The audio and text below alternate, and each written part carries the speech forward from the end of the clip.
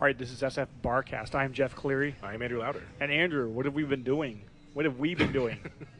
We've been away for a while. Enjoying probably the greatest month in the world's history. Oh, yeah. I mean, I don't know if anyone else is having such a great a month as the world is having right now. But we've been away for a while, and we want to thank everybody for staying with us. It's this horrible long break of 2.5 weeks or whatever. Yeah, and I hope everybody enjoyed the Kasim Bentley episode because that was the last one we posted. Were we ever so young? Back then, we could talk about how the world has changed so much really since has. Kasim was on. Well, in fact, I don't think we should have him on anymore because I don't think the world can handle it again. Well, a couple of the directions I was thinking of going, to a bar, given the current status in the world and just everything that's going on.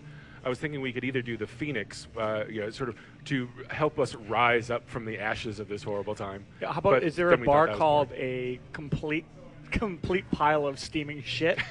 Because that's how I feel about what's been happening in the last 2 weeks. Maybe in the Castro. The other direction I was thinking was like Moby Dick or something like that. Where I it's like Moby Dick. Yeah, you know what? Because I think that as far as groups of people go, this year probably hasn't been as bad for the gays as it has been for everybody else.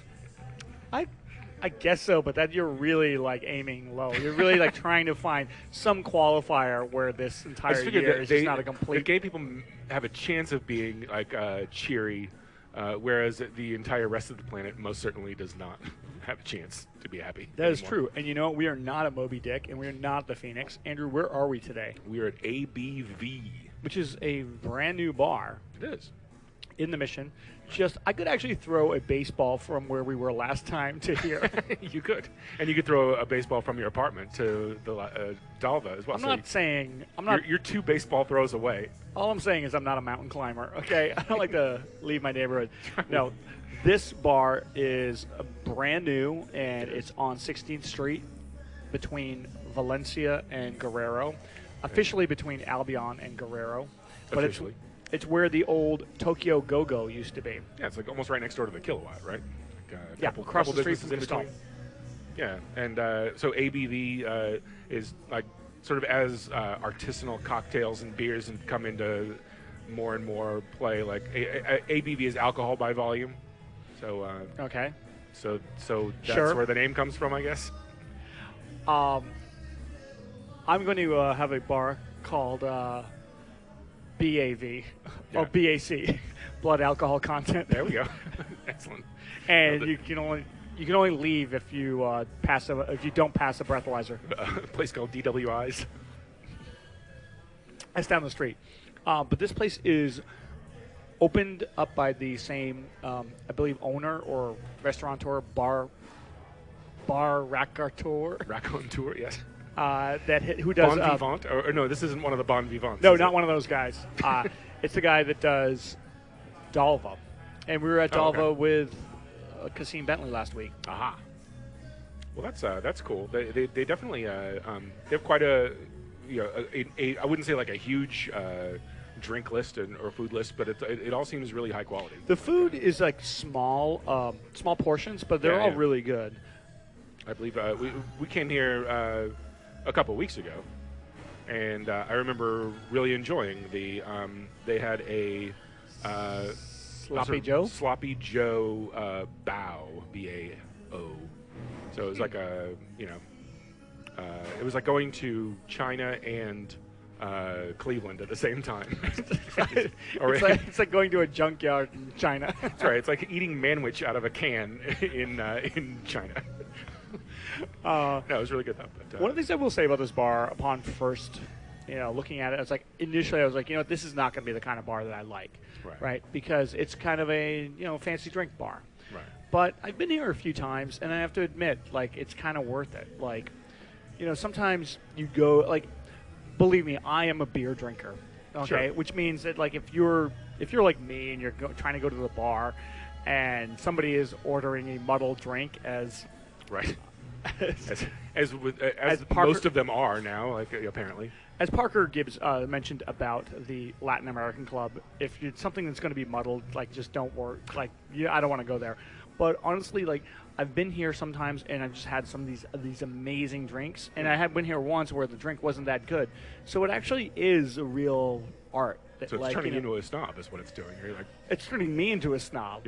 You're like, this isn't the proper way you make this particular 25 ingredient cocktail. Well, I would never be the person to sort of correct anybody on it. All I know is that when it goes in the mouth, whether it's good or not. Exactly. So I'm putting myself in the position of somebody listening to this years from now, because God knows podcasts live forever. Centuries. And exactly. I mean, the aliens will need something to go on to figure out what was so grim about this particular time in history. And well, let's just say there's been so much that's happened. Yeah, let me see if I can list at least some of them. But wait a minute. Let's lead off with the first. Please. Yeah, I'm sorry. Okay. Yeah. So there's all this really horrible stuff that's happened in the world in the last 2 weeks. This is the middle of August 2014. Historians will look back on it and probably just weep for how we were able to live through it. So let's start with the worst of the worst. Andrew, did you really think that Johnny Manziel gave the finger in the preseason football game last night? Yeah, that was rough. I think that it took an already tense situation in the Gaza Strip and everywhere else and made it even worse. Dude, thanks a lot, Johnny Football. Race relations are bad enough, Johnny Football. What are you doing? Exactly.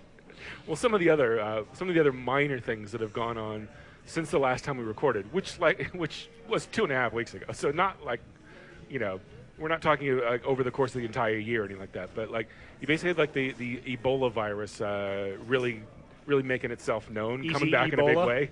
Exactly. Oh, and I should mention before if we don't come back to talk about Ebola and do an entire segment, I want to get this in. But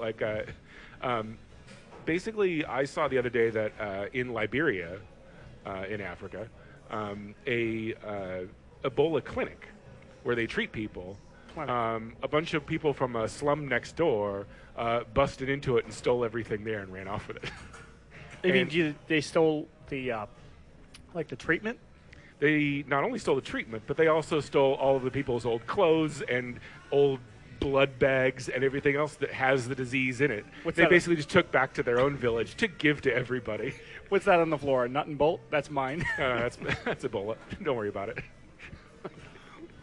But so if you hear about that entire slum getting Ebola and spreading it all over the world, you'll know that's where that came from. So you had that. You had Paul George's horrific leg injury. Paul George's leg injury was just ridiculous. Everybody was sort of the World Cup had just ended, so everybody's like, oh, what do we got for sports now? And some people were like, God, we have to wait a whole month for the FIBA the FIBA basketball championship. FIBA basketball, what the hell? That's what I'm saying is that people were grasping at straws that much, right? To where they were actually looking forward to that being a month away. They're like, oh well, at least we'll have something to watch in early September, late August or whatever. But then that happened, and basically the fallout from that is that nobody wants to play anymore, and nobody wants to eat lunch anymore. People lost their appetites after seeing that injury. I remember that night that injury happened.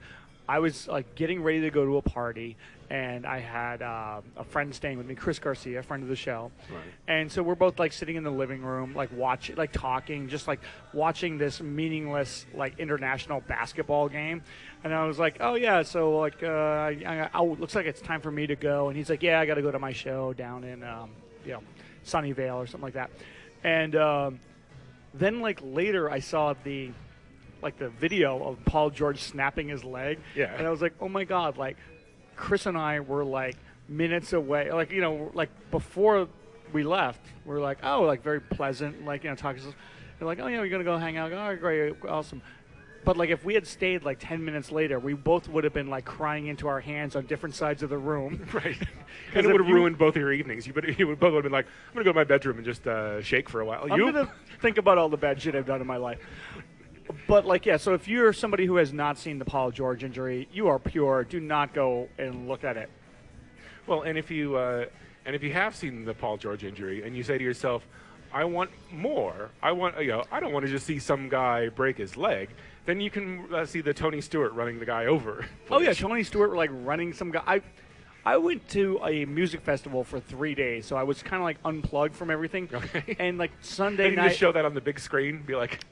this near decapitation brought to you by Red Bull energy drink. Sunday night, I come back and I'm just like, wait a minute, did Tony Stewart like run somebody over and kill him while I was gone?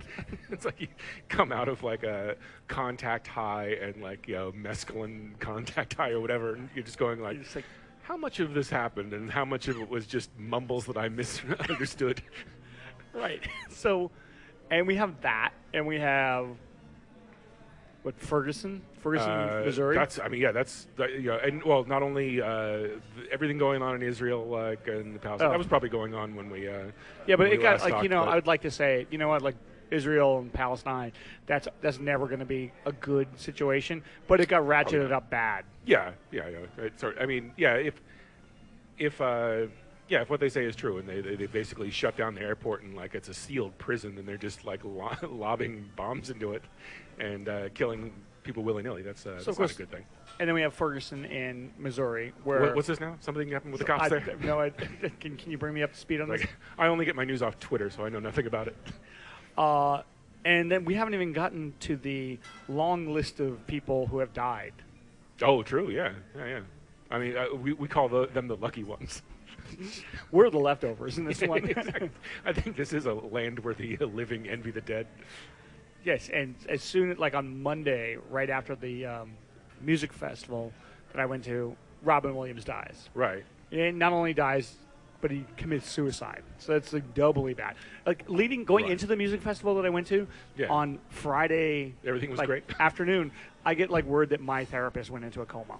Jesus. So like I'm just like, okay, all right. And then like I find out that he's doing better, and so I'm like, okay, now I can kind of pretend like I'm having a good time. You're gonna have to like start over. Is he gonna be like, okay, so who are you again? There's no starting over with this like bad. Oh, coma is where you draw the line. No, I mean I'm talking about like my mind. Like okay. There's no starting over here. Oh, okay.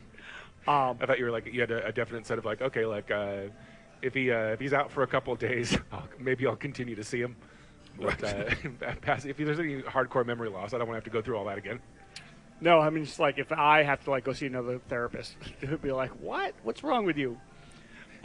So that would start the weekend, and then at which bookended the other end of the weekend, Robin Williams kills himself. Jesus H.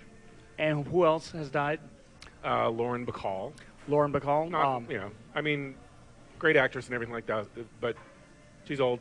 Right. You know what? That's the thing. Like her and Don Pardo died. Yeah, and it's like it's really sad because like Don Pardo, you remember him from all those Saturday Night Live intros, right. But he was 94, so you're just kind of like, okay. I mean, he lived a very, very rich, full life, and I'm sure Lauren Bacall did as well. No, probably not. Probably not. I mean, she had a voice like a man. She was kind of a shut-in. Who else died? Horshack. Oh, really? This week? Horshack died, like 2 days ago, or 3 days ago. All right. And he was the same age as Robin Williams. He was 63. And I believe there was some very seminal skater, like skateboarder in Venice who died. I can't remember his name. I'm not really into, the Dogtown Z and the Boys kind of guy or whatever. Yeah, I saw that he had died. Okay, so Andrew, in the last like 2 weeks, can you tell me one good thing that happened?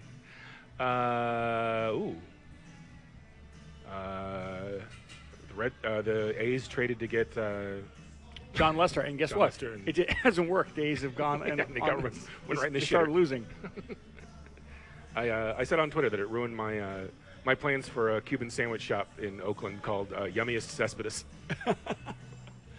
I honestly feel like this is like one of those months where it's kind of like one of those months where you just tread water, like just don't drown.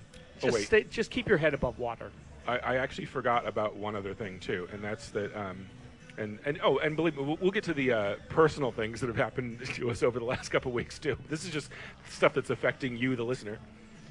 But the other thing that has gone terribly wrong is that Blowfly, wonderful musician from the 60s and 70s. He is a shock R&B singer. I would consider him raunchy R&B singer. Yeah, like Blowfly uses the word pussy a lot. I think he uses that a lot. He has a hit song called "Too Fat to Fuck," I believe. But there's a current Kickstarter going to try and save Blowfly's house. Why? I thought you were gonna say like save blowfly's like liver or No, something. no, but he's like, just no. the tax man's going to take away his house. So Who is this guy? Fred Sanford? I think he is. But so yeah, so just Google save blowfly's house. And I Actually, think you'll I've find never it. seen Blowfly. I've heard his body of work. Yeah, But studied by it. I actually was gonna go see Blowfly, and I believe he was gonna play with like Kid Koala or some like. I think there's a documentary from a few years ago, like that some guy made about like him currently like touring just to stay in Blow or whatever, you know, just like. Well, it's like he was gonna play with like somebody who was like really good, like Girl Talk or A-Track or Kid Koala, and then Hurricane Sandy hit, Oh, and boy. whoever the headliner was stuck in New York, so like the Blowfly like concert was canceled. But I'm sure like Blowfly like probably lives in, I don't know, like Richmond, California, Could be. I don't know. and he's just like, wait, do I still get the money?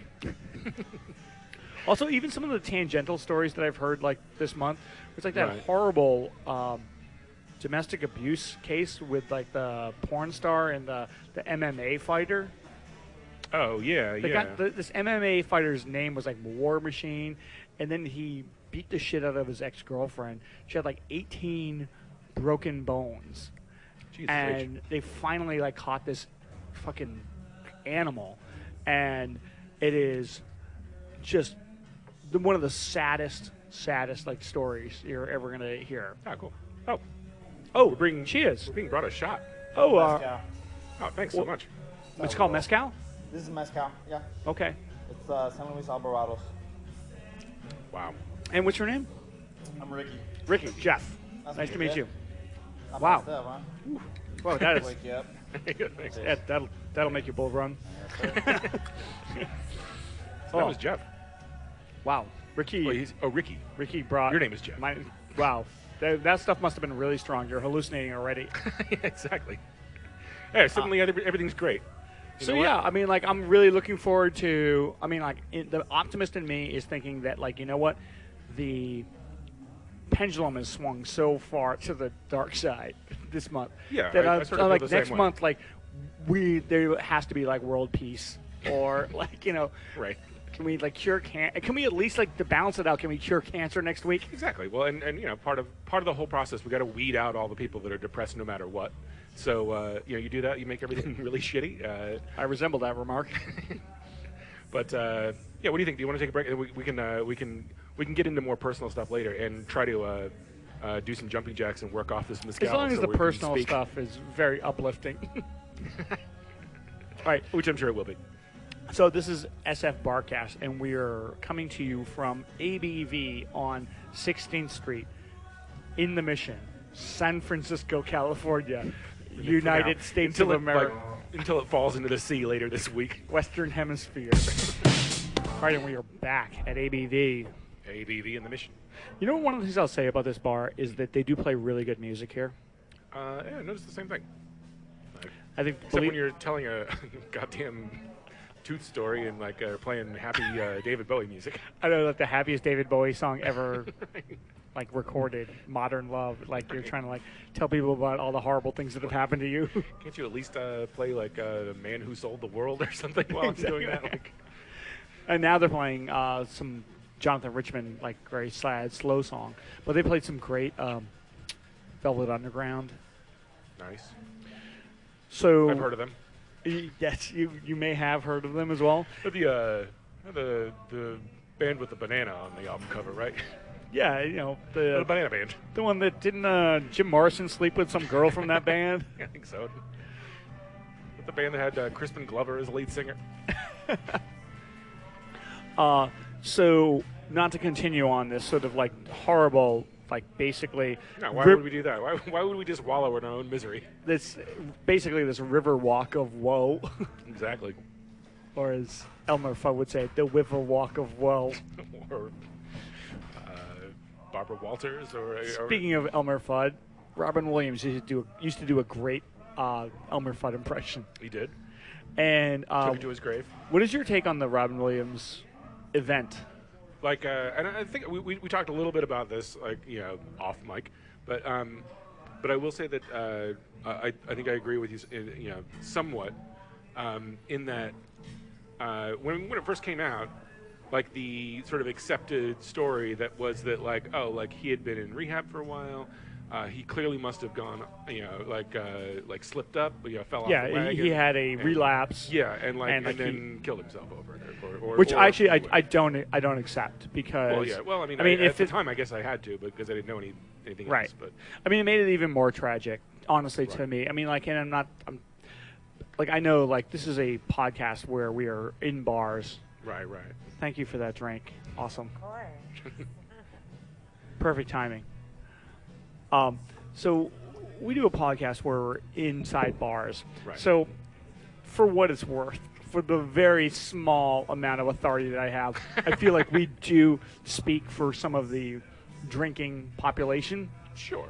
And we have we have ties to the comedy community and therefore the manic depressive community. Yes, I mean there are people who are on this podcast who have struggled with depression.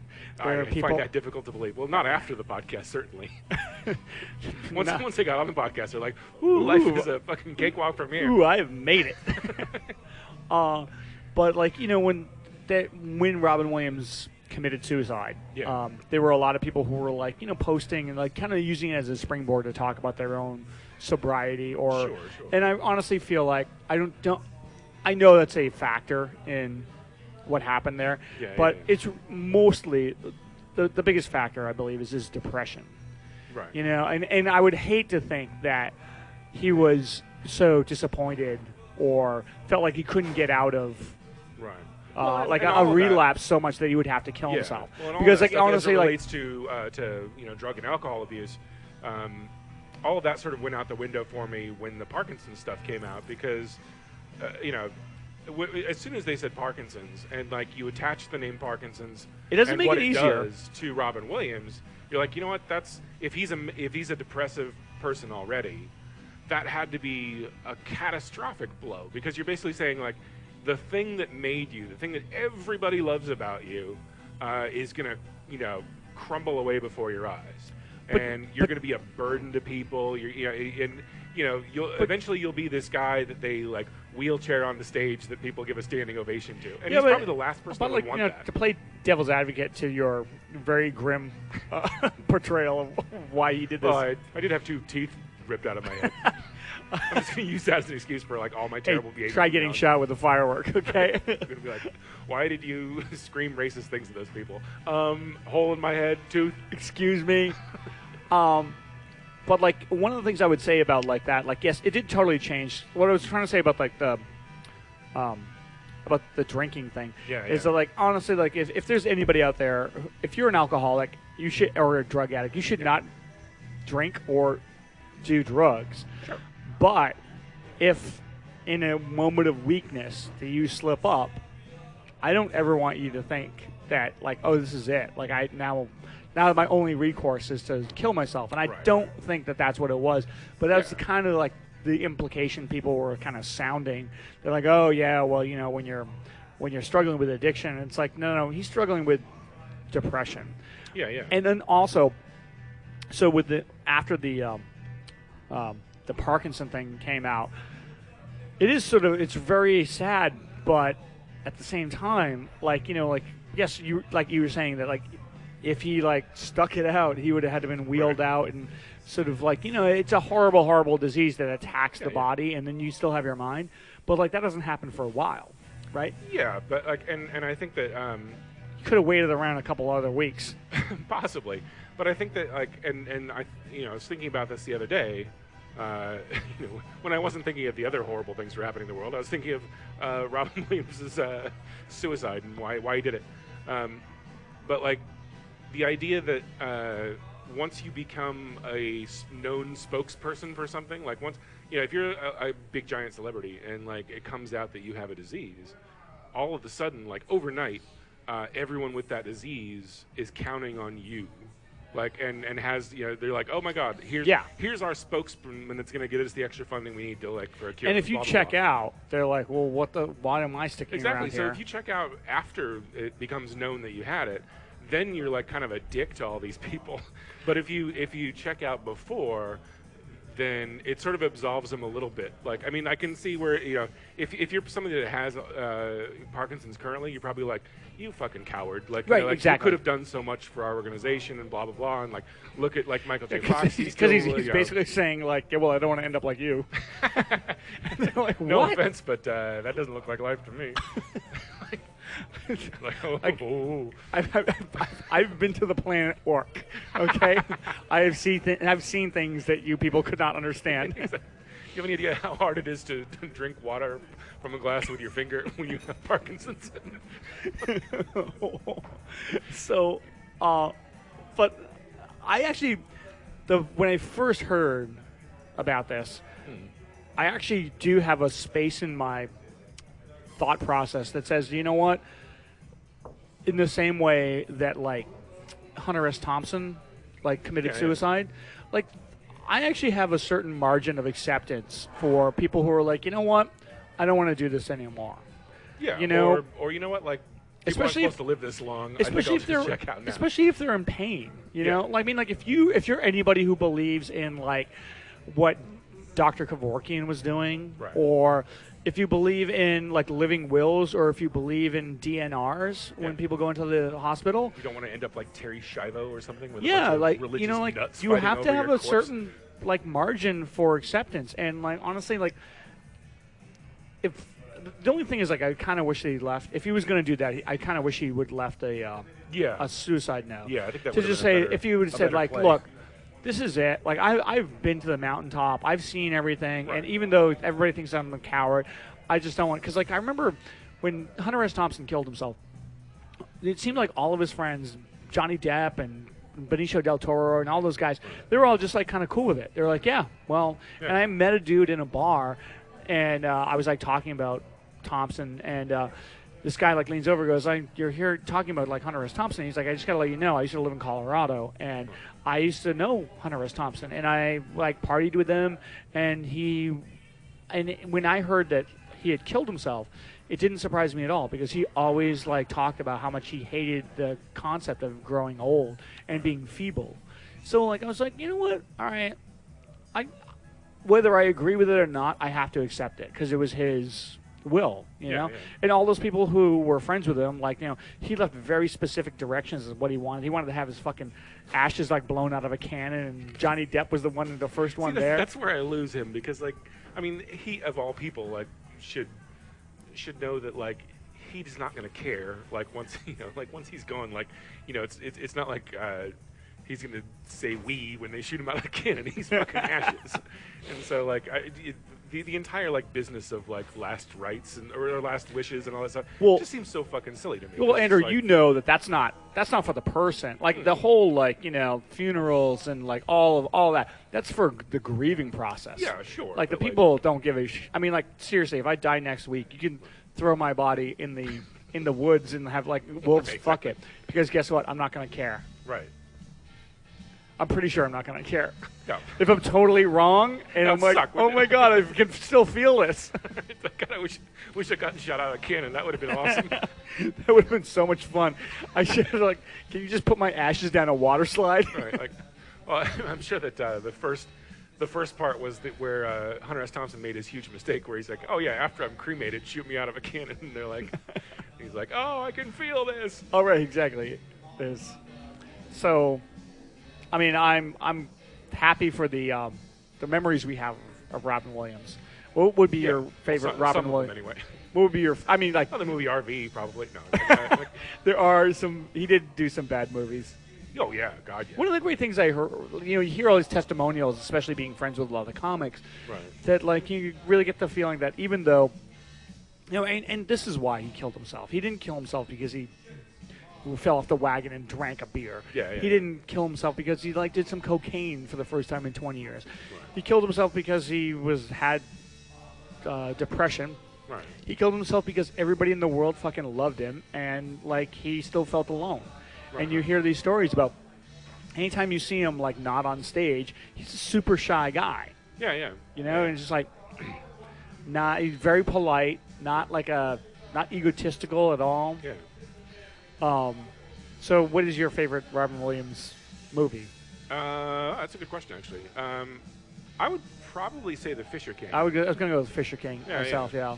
Like, I mean, that seemed like, I mean, you know, not that he's a crazy homeless person, but like that seemed to be right in his wheelhouse, without being like so much in his wheelhouse that it's just like, you know, you're turning him loose. Like, yeah, like he needed to play a character, and he was able to do that. Also, as a person from Massachusetts, I'm going to have to say Good Will Hunting. Yeah. Even though at the time I hated Robin Williams for taking the Academy Award away from Burt Reynolds from Boogie Nights. Well, that's true. Actually, the person that I was thinking of the other day, like speaking of the Academy Awards, was and snubs, was like Albert Brooks's two big snubs. Like, so he lost. Oh, Drive. Well, Broadcast News. Yep. He lost to Sean Connery in The Untouchables, which is like. I mean, It's but that's Sean a Lifetime Connery being Achievement Sean Award. Connery. Yeah, like I mean, like it's not like Sean Connery ever acted a day in his life. He just shows up and is like, "I'm Sean Connery. Oh, you're supposed to be a Russian. I'm still Sean Connery." They send one of yours to the hospital. You send one of theirs to the morgue. I'm from Chicago, can't you tell? But so there was that. He lost to that, and then he didn't even get nominated for Drive. Like, and yeah, it was just fucking ridiculous. But I mean, he should have won for a lot. I mean, like, there's so many like comedies that he did that are so good. Oh yeah. That like. But anyway, I mean, yeah, going back to Robin Williams, like. I also love the short walk-on he did in Deconstructing Harry, where he's the actor who is out of focus. Oh yeah, I remember that. Yeah, I forgot. It's about like that. this very. It's a really really good like concept, like mini Right. short, where like, you know, basically everybody else in the world is in focus and he's soft. Right. I remember that. Yeah, that was good. Yeah, I think some of the there's some of the older I like the Survivors. Like, that's actually pretty fun. You know what? That is one of the most underrated films Yeah. in his catalog. And you know what? Like, a lot of people have been coming out sort of revisionist history, making like saying like, oh, like, you know, there's so many of his movies that are criminally underrated, and I've never heard that one mentioned, but I've heard like Hook mentioned. Oh, and, like, come on, people! Millennial Man, like fucking bullshit like that, where you're like, wait, might as well just be Bicentennial called, Man? Yeah, that's it. Like, I think it was mixing it up with the superhero Damon Wayans movie or whatever. Like Meteor Man. Right? That's not Damon Wayans. It's you're right. It's Robert Townsend. You're right. God damn it. All I remember from Bicentennial Man is that there was this great sketch on Conan O'Brien once about a family that couldn't argue about anything. They're sitting around the breakfast table, and they're just like nobody. They have just so many problems like communicating, but their cereal is called "Wasn't Bicentennial Man a terrible movie?" And it's the one thing they can like agree upon. Where it's like, yeah, Bicentennial Man was an awful fucking movie. That's fantastic. So take that. So there's our Robin Williams memorial. Check. Done. You know what? Moscow on the Hudson is very good as well. Yeah, I agree with that too. Like his, and it's weird. Like you know, in Time magazine or whatever like that, they had sort of just a chronological, like little, like, you know, thumbnail picture of like his entire career, and it's crazy how early out of the gate he went dramatic. For his, like, I mean, like basically he was like Happy Days, Mork and Mindy, and then like it was just immediately into like Garp and like, yeah. But don't you feel like on the Hudson? Do you feel like there's a lot of like that is kind of like a lot of like people who make it in comedy, they do have this like calling to do it to do dramatic at a certain stuff. level, it's like, well, I can either be the best comedic actor ever forever, or I can try this other. Or also like, you know, like you just want to, like, you know, even like people like Dimitri Martin has done like some dramatic roles recently. He was like small roles in like, you know, Contagion. Right. But I feel like that Woodstock movie too, that Ang Lee movie. Was it? Well, I feel like the opposite isn't true. Like a lot of comics just like want to like do like serious roles at some point or another. But I feel like, you know, you never see like De Niro and you know, Al Pacino. You're like, I really want to do a comedy. You know, and because usually when they do it, like De Niro does now, like De Niro's like almost exclusively like. When you just like analyze now. this, yeah, exactly, he's like, just terrible. Like, but he's just basically playing his own character. Yeah. It's like all you have to do is go in there. I mean, although I will say that Midnight Run is a really funny movie, but still he's not doing comedy. He's doing himself. Yeah, he's like straight man to Charles Grodin. It's like when the Grand Budapest Hotel came out, I was like, I'm actually really excited to see if Ray Fiennes, who's been nominated for Oscars for playing like concentration camp, fucking like Hannibal Lecter. yeah, if he can like actually pull off comedy. He did it really well. Yeah, so yeah. I mean, like, name one like Al Pacino comedy. Got Frankie and pretty Johnny. much everything in the last 20 years, like where he's just like, he's going, oh my god, like Scent of a Woman is a great comedy. Like, I mean, yeah, don't get me wrong. I think Al Pacino's hilarious in Glengarry Glen Ross when he's like, "You stupid fucking cunt! Who told you could work with men?" But you fairy. Why did you do that, you fairy? so yeah, I mean, Robin Williams, he definitely did go dramatic very fast. And also, although I will say, one of the movies that people have like been sort of like, having a, rethinking of is Popeye. When Popeye came out, like it was a flop because it cost too much money. Right. But like you go back and you watch it, and that's a fine movie. It's just like people like wanted it to fail. Like I mean, I think that was one of the things that like I thought was so weird about like that list was that I think like Popeye might have been his first movie. No, like, which is I think insane. Didn't the Survivors come out before that? I think it was like 1980, and I think Popeye was like 79 or something like that. But It's like, a great movie to. But that's I mean, yeah, it's just like to yeah, go like, so in out on. of the gate, he's like, I'm Mork, and now I'm gonna go play Popeye with Robert Altman, like in Sardinia or whatever the fuck. And there actually is a side to me. It's just that, like, I don't want anyone to go and do, like, crazy drugs so much that you act like Robin Williams, like, when he was really young. But, like, he was great when he was younger. I mean, he wasn't making What Dreams May Come, when he was younger. He was staying far away from Annabella Sciorra. He wasn't doing Snatch Adams when he was, like, doing cocaine, okay? Snatch Adams. That's right. Speaking of, actually, Robert De Niro, Awakenings. Like, that wasn't a crazy comedy. movie. Oh, yes. Like, well, I mean, it was a comedy if you like watching Robert De Niro act all mentally challenged. How about, like, the worst Robin Williams movies, okay? Wow. Because I mean, what? like, we already said Snatch Adams and Jack and. What about Jacob the Liar? Ooh, ouch. You said RV as well. RV, like, wasn't he? Was he in the ones that just came out about like parents with, or not parents, like the, what's it? He's not in the Adam Sandler ones. God, I thought that there was some recent shit that he did though that was terrible, but I'm sure I'm right. Revisionist films. I mean, people.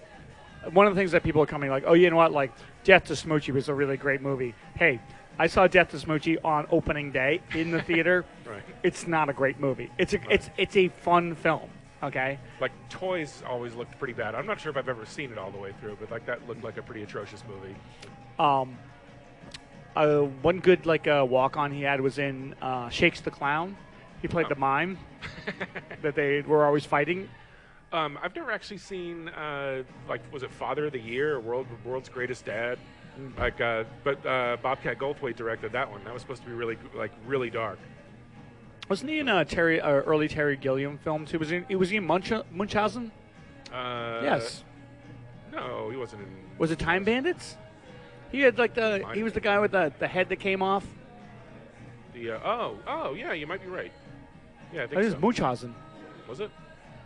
Baron von Munchausen. Who cares? All right, have we exhausted this Robin Williams? Yeah, let's never speak of him again. He's dead to us. And to everybody else. And to everybody else. So rest in peace, Robin Williams. R.I.P. Robin Williams. Make God laugh. This is. I hope you are having dinner with Orson somewhere in the infinite. Orson Welles? No, more calling Orson. I know. It'd be great if it was Orson Welles. Like, hello. All right, this is SFBarkast. We'll be back from ABV. All right, this is SFBarkast, and we are back at Hello. ABV. I'm having a great time here. I mean, I feel Yeah, like no, it's nice. I feel like we've been reciting like Cormac McCarthy's The Road, just like talking about all these like really horrible things, but I'm having a good time. Yeah, exactly. Like it feels good to maybe it feels good to get it all out. Like, Yeah, I mean, it loses its power once you scream it in a bar at top volume. And all the things that we talked about that were really sort of dark in the last 2 weeks, we didn't mention the ALS Ice Bucket Challenge. Probably the worst of all of them.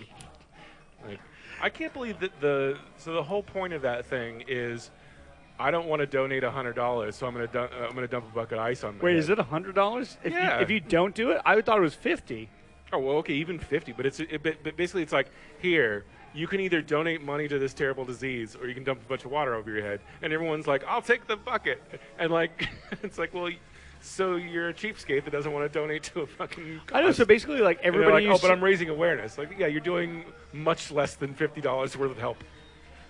yeah, I guess like that is like they're trying to shame people into giving money. I mean, it worked for me. But it's not working because I don't see any viral videos of people like writing checks. It's just idiots dumping water. Like, no, you know what would be like great? Every celebrity is like, I got a bucket of water, and like I'm gonna get to keep my $50. Here, this would be the best like ALS Ice Bucket Challenge video, where someone's just sitting there and writing a check for $100, and then just stops and goes, "Wait a minute, this is stupid," and picks up a bucket of ice and throws it on their head. Fuck these people. I'm not. It's my money. Fuck you. I'm a Red Sox fan. Fuck Lou Gehrig. I guess it's been working though. So they've raised over something like I don't know $2 million or something like shit like that. Great, good for you, ALS. It does sort of like. I nominate everybody who's listening to this to the liver failure. The liver failure drink until the pain goes away challenge. Was it 20 shots of the stuff that he brought us, which is I don't know, San Luis del Rio Azul or something. Yeah, the Ricky, the bartender, came over here and was talking to us about. He brought in some mezcal. Yeah. In between, and man, that was like really smooth. And then he told us this crazy story about the guy who makes mezcal. Right. Oh, and here we speaking go. of Apple. Here comes. You want me to give the spiel on it or just leave it? Sure, you can Sure. do the spiel. Why not? Yeah. So this is the main ingredients obviously that mezcal I was telling you about. Lefty Blues Handoff makes amazing mezcal. Okay. Fresh squeezed lime juice, and then we're doing a grapefruit shrub, which is like grapefruit and vinegar and other secret ingredients they put in it. A little bit of dry curacao, orange liqueur, but really complex and dry, awesome. And it's called a Lefty Fizz. It's called the Lefty's Fizz, and it fizz because it has egg whites in it. Ah. Here Nice. comes the egg whites. Enjoy. Thanks so much. Yes, you'll have to take us through this, like this process. It is You're currently dunking the is it an orange peel an orange peel. in the drink. It's very frothy. It looks very it looks like it would be very sweet, like a pineapple drink or something. It actually is. I'm surprised. Like somebody was like telling me that the sour whiskey sour has egg whites in it, and I was like, no, it doesn't. And I guess it does. Like if it's made really well or whatever. All I remember is I had a roommate whose stepdad came out, It's got a little bit of a bite to it. a little bit of kick. Yeah. I had a roommate whose stepdad would always come out, and he would say, "Are you ready for sour hour?" And that meant that he was making whiskey sours for an hour, and then we were all just going to get hammered. I think I might even. Not only do I remember that particular person, and Don. and I remember Sour Hour. I remember the recipe for those whiskey sours, and it is barbarically white trash. Well, the thing is, like, I remember Don's recipe for whiskey sours, and it didn't have egg whites in it. Oh God, no! It had like It whiskey barely and like had ingredients. half of a shitty beer. Well, no, it was you take a frozen pink lemonade, like one of those like tubes of like frozen pink lemonade. You dump that in a blender. You fill the empty lemonade thing with bourbon. I think at the time we had Old Crow. Sure. So you put basically 10 shots or whatever of cold Old Crow in, and then 1 can of cheap beer. So it was like literally beer, frozen lemonade, and bourbon. You know, I think No egg whites. And in fact, if you even mentioned egg whites, he probably would have thrown you into the street. Anybody who is listening to this podcast who works at ABV is like throwing up right now from what you just said. No, he's like taking copious notes. They're like, Oh, like we can sell this recipe to the guys over at fucking butter or whatever. Like, oh right, yeah. Let's make it like totally white trash. Right. Yeah, I have a feeling that like if Susie and Marcia's stepfather Right. ever came to San Francisco again, and he came in here and tried to teach them to make whiskey sours, they would kick him out. He probably travels with his own frozen lemonade, so he can just order like 10 shots of whiskey and a beer. And when you see Mix somebody, in his mouth. when you see somebody who's like traveling with a suitcase that is being like frozen by like liquid nitrogen, it's either somebody who like is trying to stop the Ebola virus or Don, who is going to make whiskey sours. Maybe he's for moved an on hour. to like if you used like pump syrup, you'd probably have like better luck like getting that into like disguising it as like a kidney dialysis machine Yeah. or something. What if I put whiskey into this slushy? Ah, All right, don't so, think that hasn't been tried a million times. All right, so we're going to wrap this up here. So what Yeah. do you think of this bar, man? I mean, I have to say, like when I first heard about this place opening and even seeing the menu online and stuff like that, I sort of had an image in my head of that it was going to be terrible.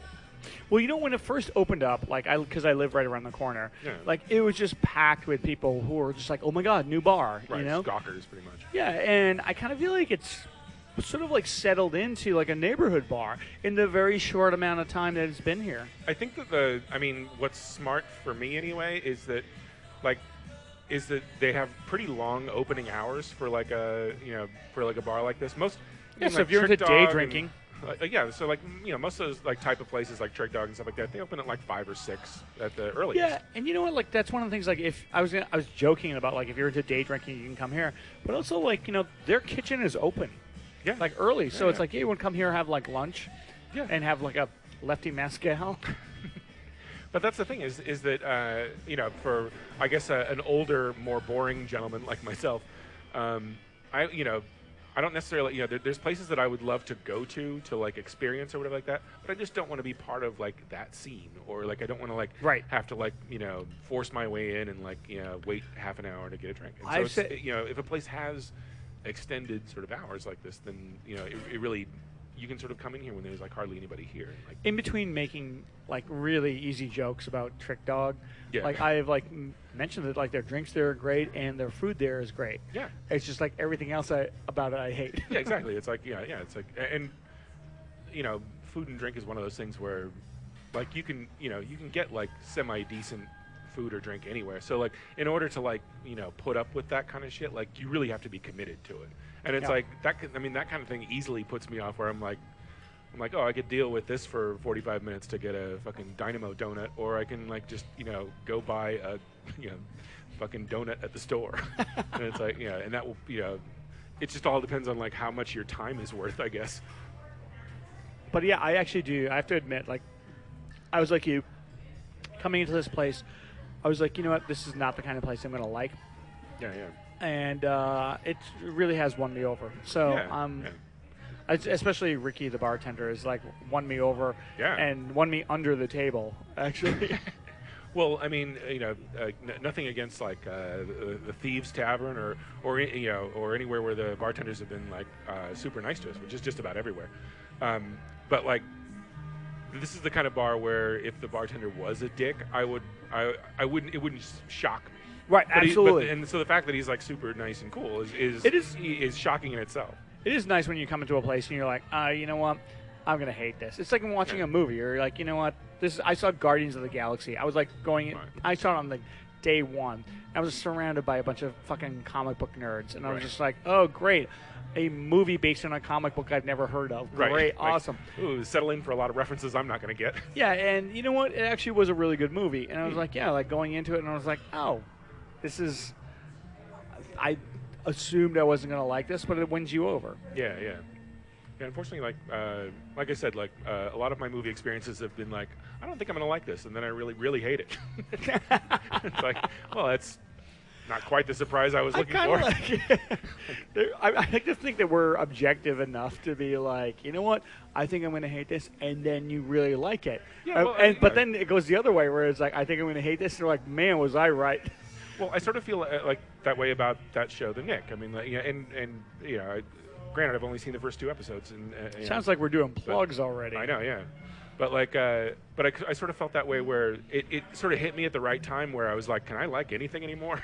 And then and then Am I dead on the inside? Exactly. And then I started to watch that, and the first couple scenes are these horrible graphic old timey surgery images, and I'm like, oh, you know what, this might be a pass because it's just fucking gross. But then it got really decent and layered and good. But when it comes to that sort of adjective, old timey. If you go you want to go see an old timey baseball game, a friend of ours, Amir, plays in this old timey root canal. Yeah, you don't like old timey bicycle, old timey whatever, streetcar, but old timey surgery, not so much fun. Old timey vasectomy.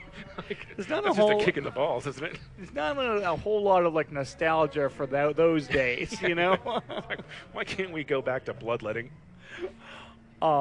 So, are those the only plugs you have this week? Because I feel like you have led us into the plug section of the podcast. Yes, I think I'll just leave it at that. Thank you. I saw a documentary about Charles Manson that was really great. It was just called Manson. Can you do anything that isn't going to bring everybody down? No, but I just said I enjoyed it. That was in the light of all the shitty news that's been going on. A documentary about Charles Manson was just the cheer up I needed. That's the thing. You're like, that'll bring me up. Look at those dumb hippies. So I don't have a whole lot of plugs myself. I'm going to see a band called Fucked Up, and their new album is really good. So if anybody wants to check out the new Fucked Up album, they're a Canadian punk band. I went to a comedy show last night. There was hosted by Corey Largent. He's going to be doing it at the Right Spot, and it was a really good show. So that's going to be a monthly. Doc Ricketts Lab is going to open up in September. Doc Ricketts Lab. So what is this Doc Ricketts Lab? Doc Ricketts Lab is basically the next incarnation of the old Purple Onion on Columbus Street, and I'm going to be doing the open mic there. Oh, nice. So basically, if any of you comics come over to me and ask if you can get a showcase, you're talking to the wrong person. Right. Talk to Jeff from the Punchline.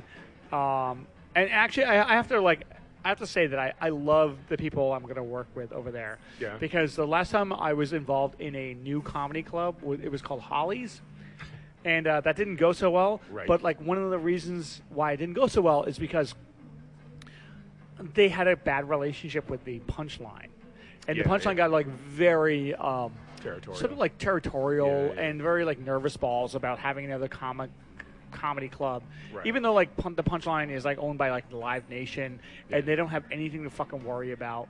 But the people I've been working with over at Doc Ricketts Lab, it's I told the manager. I don't even know if I should tell the story on there, but let's say he's the manager of Rock Dickets. So I told him, I was like, look, I was involved in the comedy club recently, and I was like, the Punchline, they just have these nervous ball attitudes about everything. Right. So we kind of need to be kind of a little diplomatic about our relationship with them, because when I was working at Holly's, the Punchline in Cobb's basically told the comics who perform there, look, we can't tell you not to perform over there at this other place, but we're going to remember who is loyal and who's not. Right, okay, whatever. Right. There's a million things wrong with that statement. Oh no, we didn't say we were going to blackball you. That sounds terrible. We're just never going to hire you. Right, we're just going to let you wait for 8 months in order for you to get on stage. Right. So, and I told the new manager over at Doc Ricketts, and I was like, yeah, so let's just be, you just need to be a little bit more diplomatic. And his response was basically yeah, I'm not.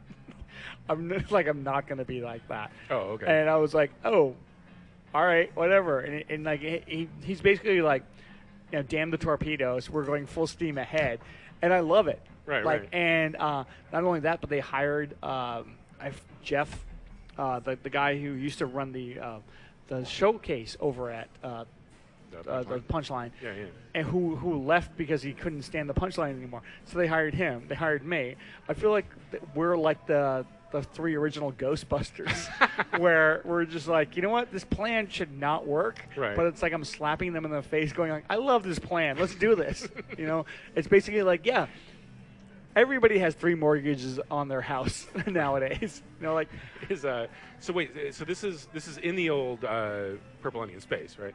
And is it like is it the same like the same guys that owned it before, or no? What happened was Mario, the yeah, the from here on like mentioned Mario, who was a fucking lunatic. Oh wait, I'm just drinking water. Sorry. So lunatic Mario like sold the restaurant, Right. and as the story goes that I'm told is that the guy who bought the old Purple Onion is like this rich restaurateur, and he was more interested in basically doing the restaurant than the Basement. the basement like cabaret Yeah. comedy show. But he was like, you know what, like since we have it, let's just do it. So we hired this guy Glenn, who's like this really sweet dude. Right. And really, really, like, top notch. Like, you can trust this guy. Like, it's not like some people you get into, like, business with in fucking, like, show business. Even, like, low-level show business. Like, he's a really good guy. And basically the restaurateur was like, can you just run this and let's see what we do.